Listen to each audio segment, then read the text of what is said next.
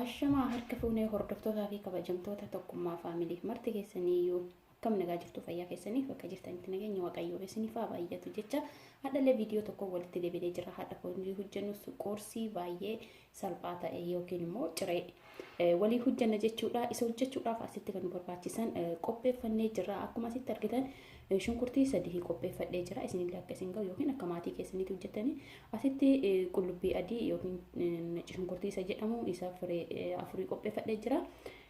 Asitti shalalaa qopheeffadhee jira yookiin aybeesa jedhamu. Asitti killee qabaa jechuudha. Killee shanii akka maatii kootiitiin qopheeffadhe. Hadha akka hojii hojjennu killee fi shalalaa irraa nyaata baay'ee mi'aa ta'ee fi qorsii keenyaaf baay'ee salphaa ta'edha kan hojii hojjennu. Egaa qamami ani itti fayyadamu guyyaa hadhaa black pepper qofa yookiin immoo qondo barbarree filfil aswad isa jedhamu isa bichaa itti fayyadama. Achiin gamana sooqiddaadha jechuudha. Egaa amma shunkurtii kana murree walitti deebina. Egaa amma kana akkuma argitanii shunkurtii kan koo haala kanaan muradhee zayitii kootti buufadhee shunkurtii kootti buufadhee qabbasaa jira. Kulbatti qabbasuu qabna. Shunkurtiin diimaan sun ta'uu maaliif killee fi shalalaa keessaa waan bahee mul'atuu fi shunkurtii adii akkana kan qabaattan baay'ee bareeda. Isa kana itti fayyadamaa. Waan biraatiif miti waan nuun jalaa gurraacheessuuf malee waan biraatiif miti. Egaa isa kana kulbatti qabbasnee walitti deebina.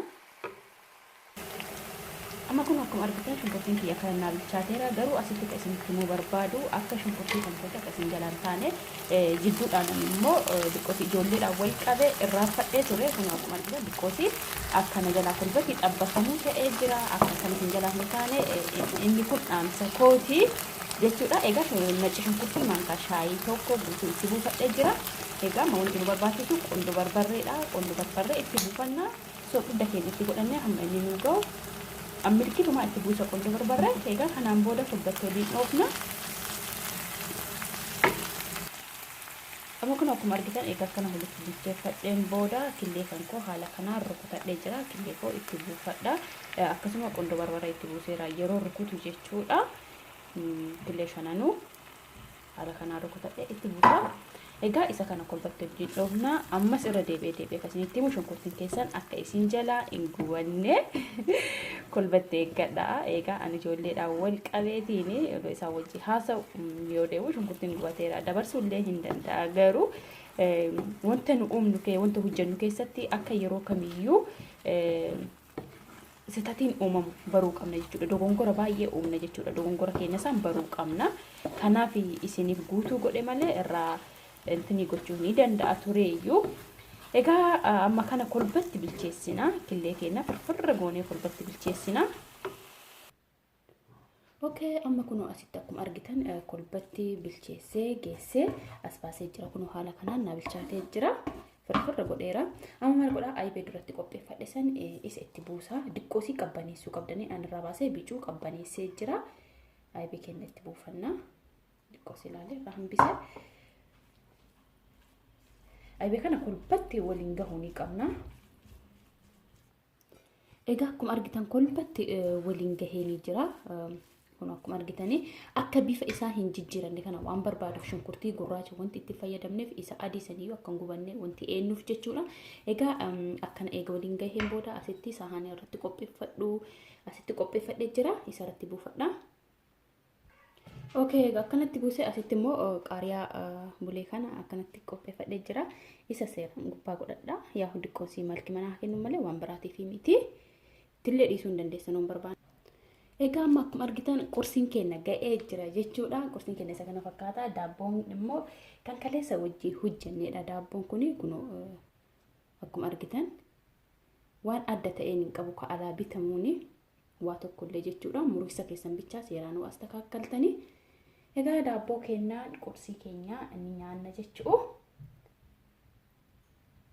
Killee fi aybeen yookiin shalalaan wal argatee maal akka inni ta'u akkam akka inni mi'aawu hojjedhaa laalaa dhugaa isiniin jedha na amanaatiin hojjedhaa laalaa Asitti immoo shaayii illee qopheeffadhee jira. Shaayii ani kan dhugu yeroo kamiyyuu irra guddina isa kana dhuga jechuudha. Isa kurkum jedhamu kan irdii jechuudha. Yeroo baay'ee jechuudha kan itti fayyadamu mana kan koo keessatti diimaa caalallee isa kanatti fayyadamu. Isa dafisnee jira. Egaa kottaa gara qursii kennaa haa nyaannu isin jedha. Qursii nagahaa kan gammachuu kan jaalalaa isiniif haa ta'u kan sifaa mee hojjedhaatiin ilaalaatiin kottaa komentii jalatti natti himaa osoo hojjettanii ilaalanii dhuftanii komentii jalatti natti himina hojjedhaa ilaala kottaa natti himaati. Ani itti isiniif faradama jechuudha. Isinitti hin tolle isaa bakootiin isin okay. Egaa kana fakkaata qursiin hadha hojii hojjenne hordofnoonni mana kootiif haarawaa taatanii viidiyoo kiyya ilaaltan akka gara maatii kootiitti dabalamtanii subscribe na gootan kabajaadha isin gaafadha. Hordoftoonni koo kan dura baga nagahaa naaf dhuftanii deebitanii turtiin hojii gootanii hundumti keessaniyyuu guddaan galatooma. Horroonni share like naaf gootan hundumti keessaniyyuu jazaa keessa rabbi isiniif haa kafalu guddaanaaf galatooma isiniin jedha. Yaada keessan komentii jala naa kaayaa dogongora an qabullee komentii jalatti naa kaayaatiin akka dogongora kootirraa an baradhu na gootan jechuudha. Egaa kanaafuu viidiyoon kan guyyaa har'aa asirratti raawwata. Amma viidiyoo biraatti walitti deebinutti bakka jirtanitti nageenyi waaqayyoo isiniif haa baay'atu. Biyya keenya rabbiin nagaa jaalala nuuf haa kennu isiniin jecha viidiyoo kana asirratti xumurraa guyyaa gaarii qabaadha. Ciao.